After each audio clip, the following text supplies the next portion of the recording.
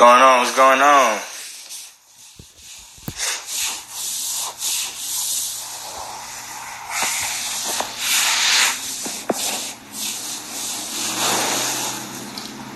For Coach Larry, I know you're about to talk about my bandana, man. I'm rocking supporting my peoples. Diop, Joe. I knew you was gonna do it. I knew you was gonna do it. Hey man, don't hate the player, hate the game. Hate the game.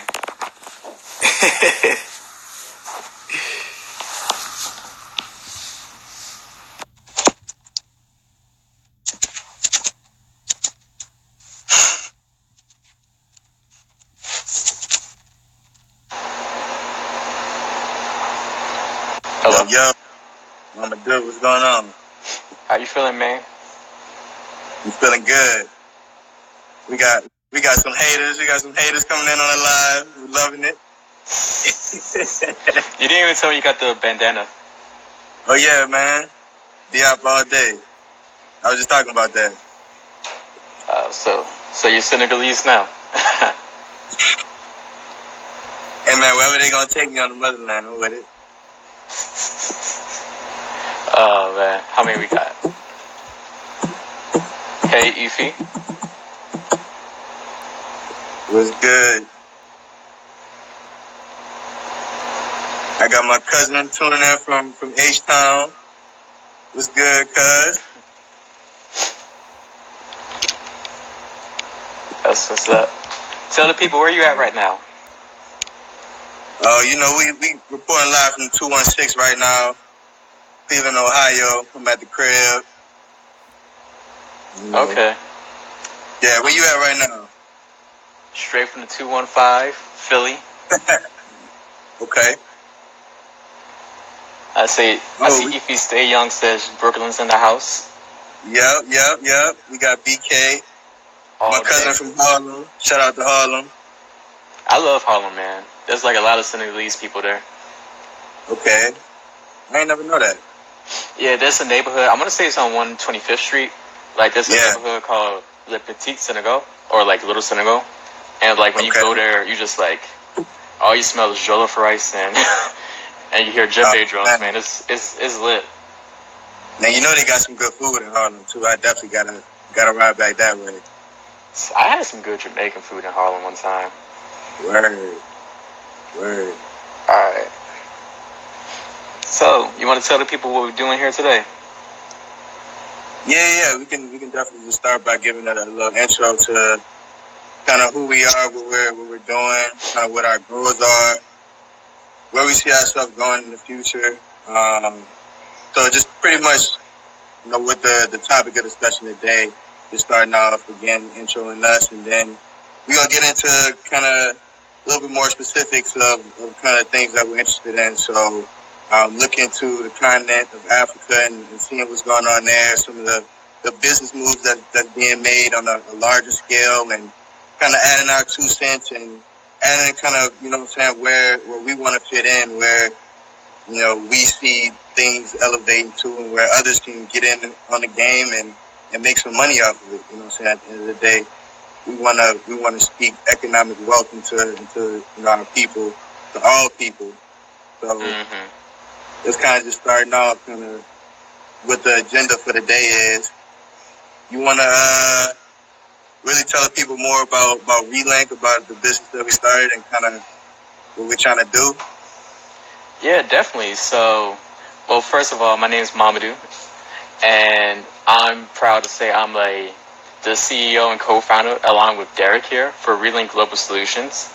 Our aim is to create a technology company that can help form business relationships between the continent of Africa and the rest of the diaspora. And so we recognize that's like a very long-term goal, right? Like, what in terms of like what kind of technology we want to utilize and how we go about doing that. Right, so, you know, this is like the beginning of our journey that we want to have everybody come along, you know, be spectators, maybe be involved in some kind of way. So, Definitely. Super excited. That's the biggest thing too, is, you know, it's a journey. You know, I'm excited to go on this journey with you. it's definitely gonna be a long one, and don't be too hard on us on this first live right here. This is kind of something we'll be testing out. But yeah, so definitely expect more from us. Expect more content. Expect more lives. We'll talk a lot about just international development, things of that nature. Kind of some things that you might not see mainstream news. Donald Trump got everybody tuning in to CNN, the Young and the Restless CNN edition. Oh man, CNN. What my man Absol say? Like, I don't need to watch CNN to CNN. Bars. Anyway, Bars. That's besides the point.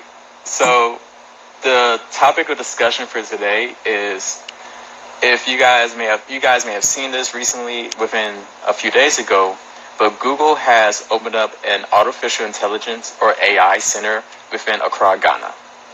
And this is like huge because they're the first major tech company who, from like the US or just outside of Africa, to actually do so. And so we're really interested in like understanding, one, what is Google's AI strategy altogether? Why Ghana of all places? And what are like some of the implications this may hold for both the country and perhaps even the region altogether? Yeah, definitely. Yeah, so I guess I can start us off because I looked a lot into Google's AI strategy. Oh, okay. One thing, let's preface this real quick. Derek and I are by no means experts, so... I mean, look, bro. Yeah, you gotta be humble. Let the people know you got that PhD, man. Hey, I just got a message. I mean, so what he's referring to is I had my master's in international development from University of Pittsburgh, Hill Pitt. That's the little corny saying we have. But yeah, but still, we're not experts, right? We're like two young men who are like very interested about this topic, and we just have our own opinions, but we definitely encourage everybody to do their own research.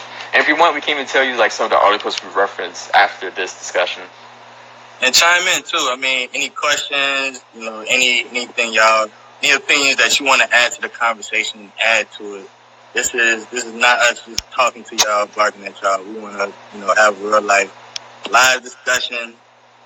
You know what I'm saying? Just get with us. Definitely. So, just a little context about Google and their AI strategy. So back in 2016, the CEO of Google, he declared that Google is an artificial intelligence first company, and how their involvement from computing from a mobile first platform to an AI first world.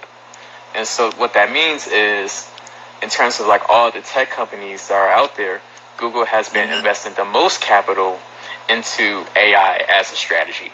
So, back in 2014, they acquired a startup called DeepMind for $400 million, which is like a lot of capital. You're in the word entrepreneurship, get on that AI wave. 400 mil coming your way. Get on that AI wave. Yes, sir. Right. Hey, hopefully we get 400 mil next year, right? Oh yeah. Yeah, but that's projected. Right. So they acquired the startup for like 400 million, and it was like really strategic because DeepMind is known for having like being a leader in terms of thought development and experimentation within AI.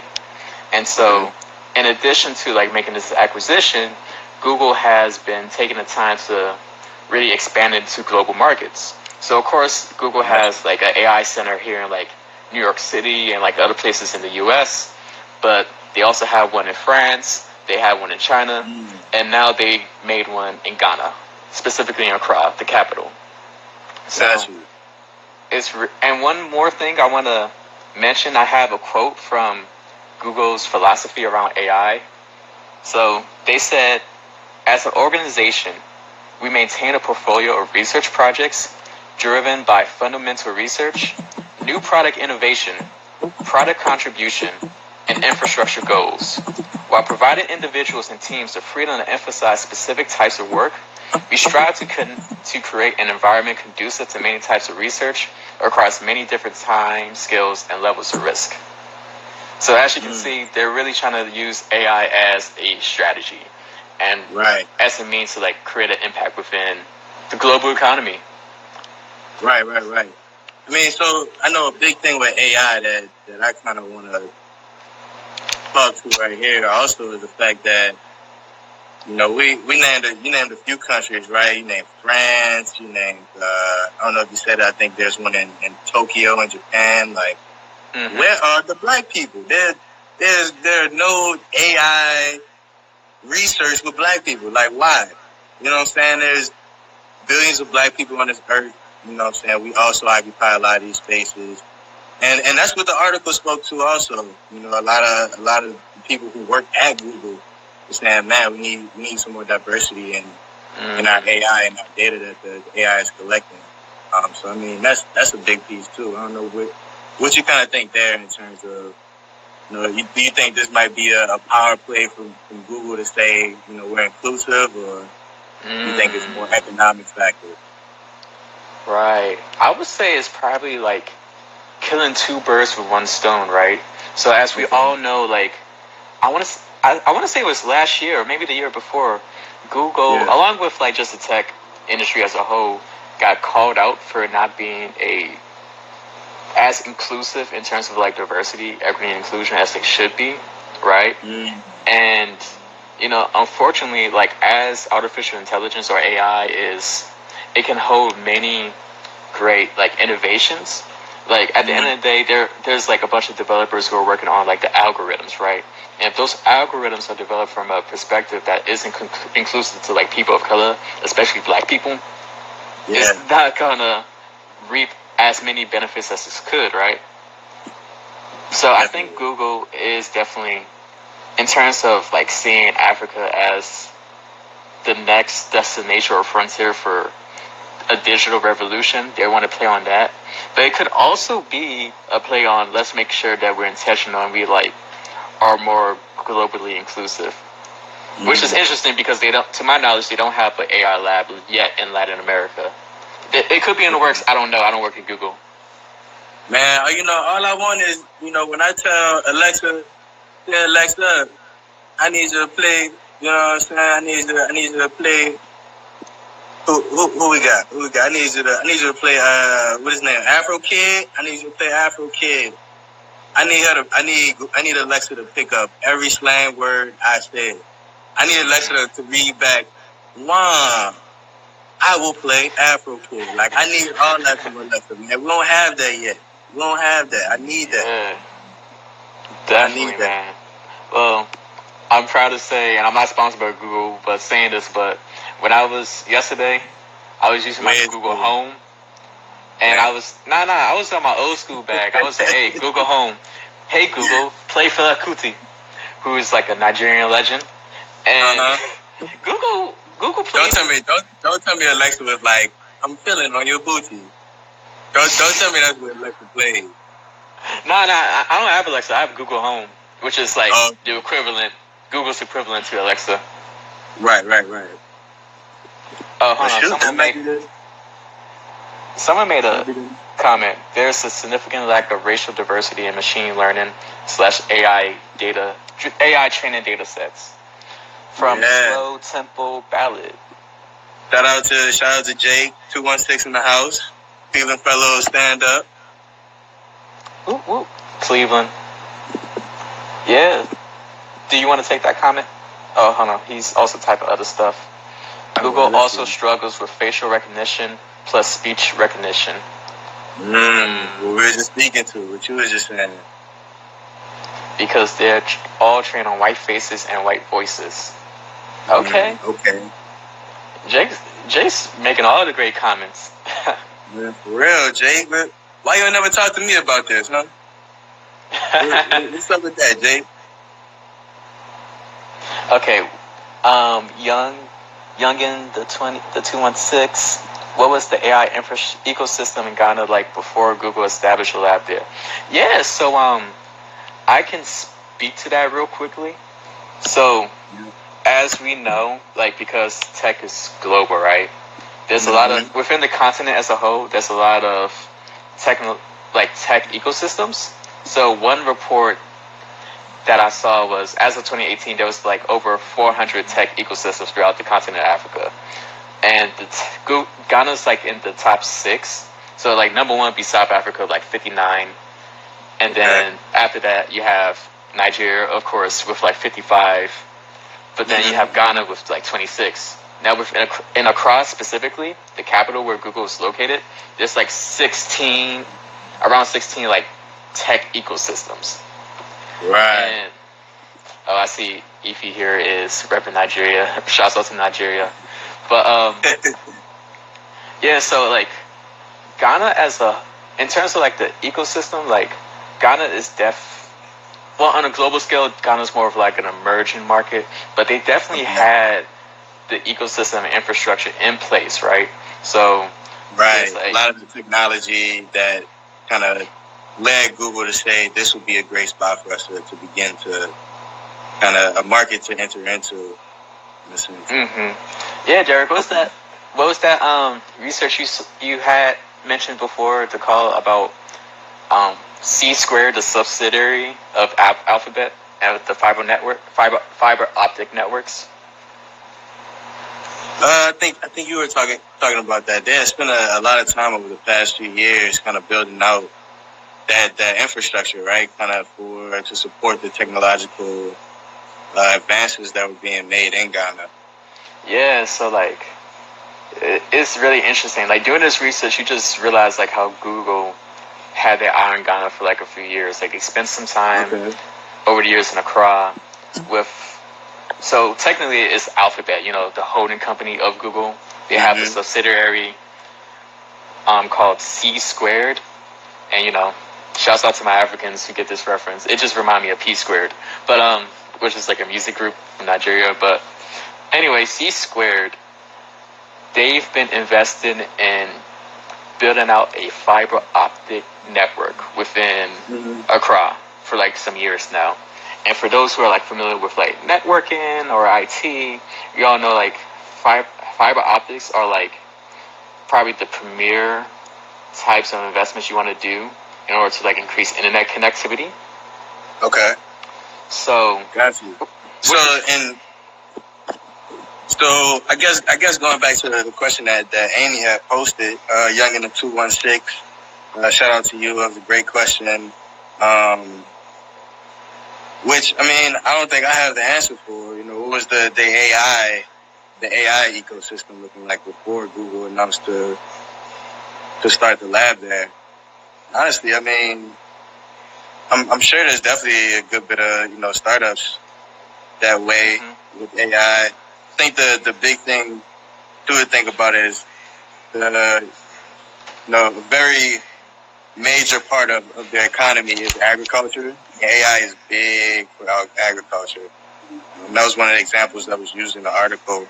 I was speaking to planners using AI to really help to efficiently grow their produce. Yeah. Definitely. Yeah, and just cycling back to Google's AI strategy. So they had a graphic on like Google's AI website, right? And they mentioned how like the 4 areas they look to is like fundamental research, new product innovation, product contribution, and infrastructure goals. But the majority of that investment so far is on the research aspect. So one of the theories we came up to as to like why Ghana specifically is Google wants to position themselves to allow their AI resources to be used to like conduct research and like new innovations around like local problems, which so you can't necessarily have like prescriptions to like different issues if you just are solely based in the US. Like you have to have a global expansion strategy. Absolutely. And that's really interesting. And speaking of like research, what Derek and I found is, so the employees at the new AI center, they're going to work closely with like local universities, research centers, and policymakers to like have an influence. Wow. So okay, so Google has been thoughtful and intentional about also how they're planning to execute the AI lab as well. Definitely. Man, that's dope. That's dope. I mean, that's something that we've talked about as well, right? A big thing, kind of a common theme that you'll kind of see is a lot of countries experience so much success on a macro level, right? On the countrywide level. A lot of these big companies are coming in, and you have your Google and your Amazon and all these bigger companies. How is it helping the people? On the micro level, on the fact that the little guy, the actual guy who's voting for this president to come in and help the country, how is he being affected? And I think that's something that is going to be, kind of the world is kind of watching this, right? Like what, like we understand what you want to do on the larger scale, Google, but also kind of Google and Ghana as well. What are you doing to support the smaller people, the small business owner in Ghana, right? Having true economic influence and true economic change. That's really, I feel like that's what I'm gonna be looking at, right? That's something that I'm interested in, because we always talk about Google and they always go into after the country has done well, like, okay, yeah, we're gonna let's drop an AI lab, or we're gonna do this project here, but really a lot of times the smaller person is left out. Yeah, that's why it's imperative for like any country such as Ghana, right, to emphasize having like equal stake in whatever partnership they get into with like a major multinational company. Specifically, we link to equity people. All right, what you want? Equity. I was gonna say tweet. We can like make that as a relink tip for tomorrow, but definitely. But yeah, essentially like ensuring like it's a net positive to society, and I have like some opinions about that, being specifically different like strategies like workforce development, right? Right. And like other opportunities such as seeing like how can society as a whole utilize like these technology innovations to improve their everyday struggles. Yeah. Kind of like a never mind. I was about to make a joke. Never mind. I was about to say like kind of like a Joe Budden podcast, but I couldn't get it out. Oh man. Yeah. Yeah.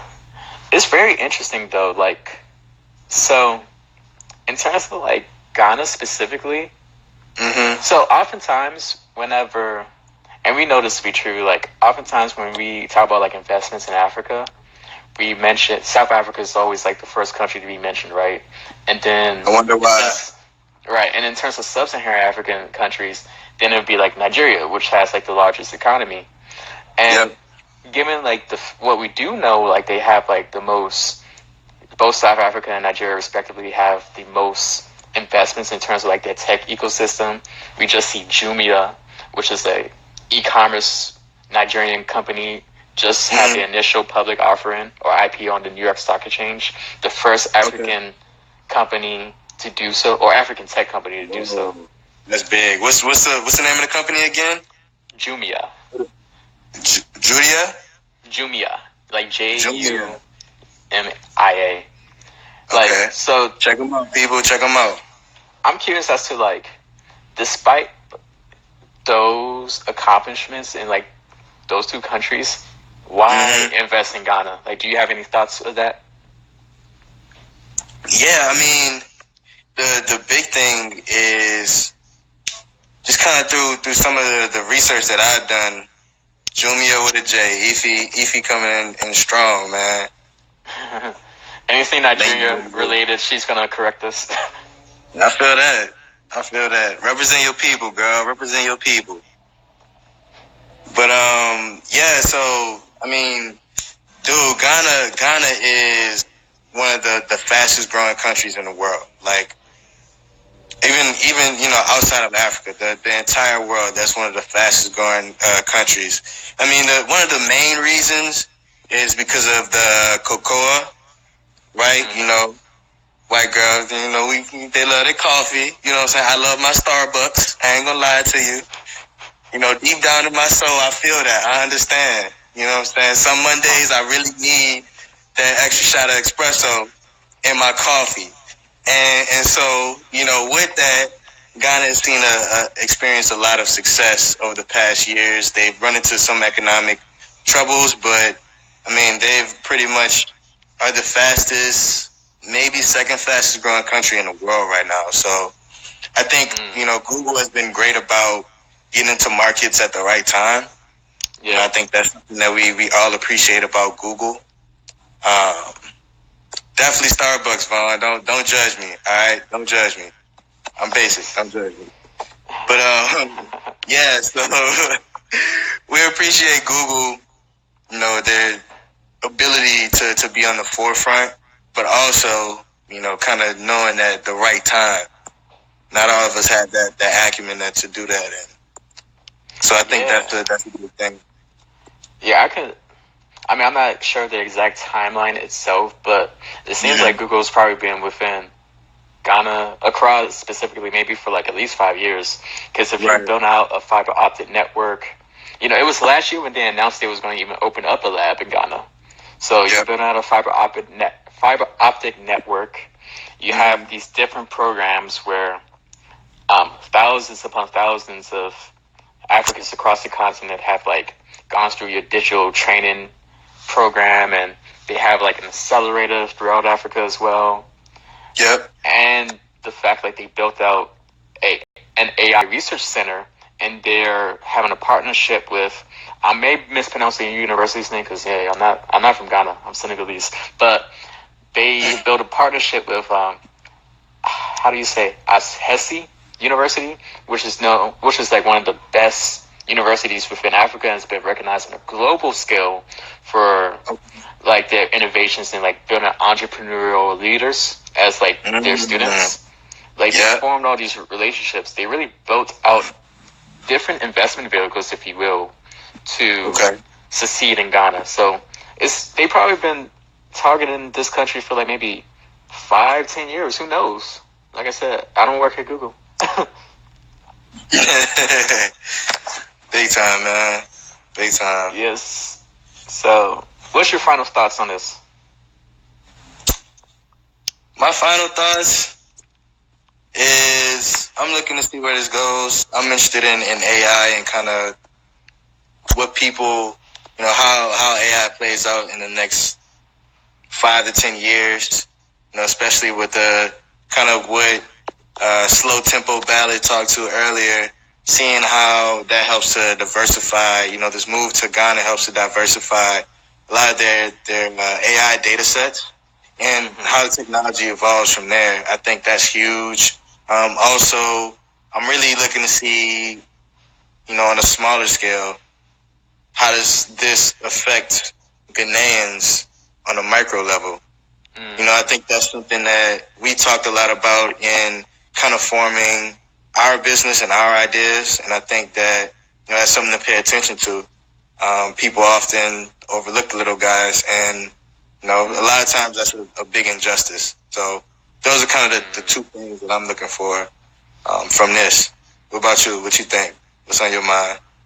Yeah, I'm very interested in how this investment is going to benefit Ghana as a whole, specifically.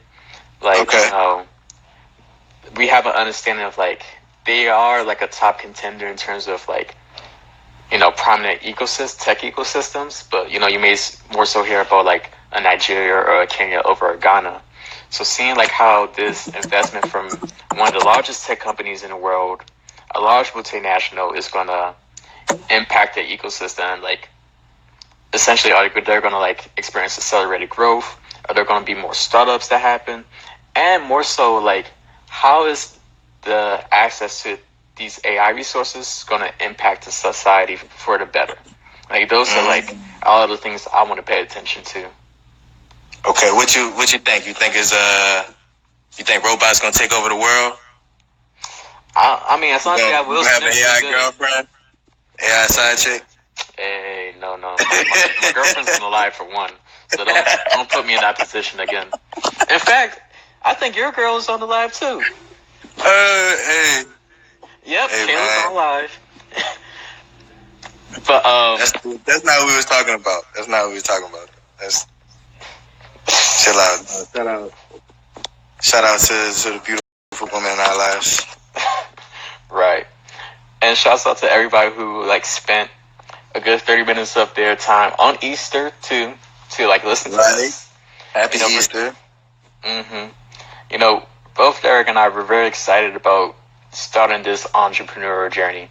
Like, we recognize it's a marathon, not a race. And I'm sorry, Kayla. Yeah, choose your words wisely, Derek. But yeah, anyway, it's a marathon, not a race. That was a question for me. A question for you. Yeah, that's a question for you. But it's a marathon, not a race. If we'll live enough to be on that marathon. But really, we're very interested in seeing how we can position ourselves as a tech company that can positively impact and create these business relationships throughout the African diaspora. So, big time. We thank you all for listening. Derek and I were definitely going to, as much as possible, get on some kind of schedule where we can like constantly give insights around the African tech ecosystem and, you know, even different ecosystems throughout the diaspora. So we can all be educated together. Big time. Yep, so be on the lookout. We appreciate all y'all for joining us. Much love. Many blessings. Happy Easter again. I hope all y'all, you know, showed out at church or whatever, you know, religion you are. You know, you came in your all white, killing them, as we know y'all did. But yeah. Yeah. We out. Peace.